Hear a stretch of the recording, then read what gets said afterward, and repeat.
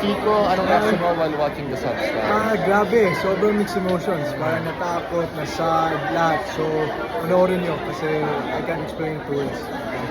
Thank you. Taro, after mo manood yung The Substance, anong reaction mo? Really scared po.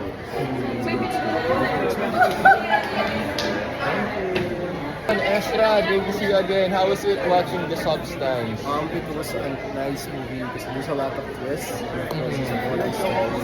So you just have yourself, you don't need to prevent someone in order to make it. Just let yourself and let everyone wants to. Okay, thank you, Ezra. Don, Cristo, parehas hindi makamupunta sa Substance. So ikaw, anong reaction mo after watching? The Substance, sobrang kakaiba siya, maganda.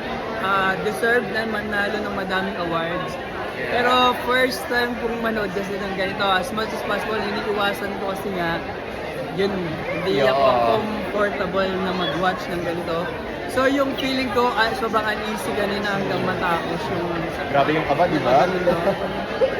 Ayoko na talaga kanina, pero tiniis ko siyang hanggang matapos. Yeah. Kasi ang ganda ng story Worth it talaga. Worth it, ang ganda ng story because di mo siya susukuan kahit na nahihirapan ka na. Yeah. Ganun ko siya i-describe. Same. So, yan. Okay. Thank you, Cristo. Edward, anong reaction mo while watching The Sobrang ganda Substance? ng movie. Kaso yung bandang huli, medyo pinikilabutan na ako kasi yung mga tahi-tahi na nangyayari. Oo. Tapos ang bloody pa, di ba? Pero kaya naman, maganda siya guys, panoorin nyo. Okay. Thank you, Edward. Basta, Anong reaction mo while watching The Substance? Ako talaga off the edge of my seat ako the whole time.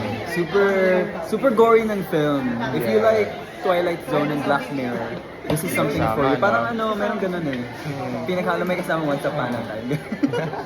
Ganun talaga. Na madugo, di ba? Madugo siya. It's not a family film pero may enjoy nyo if you're into blood.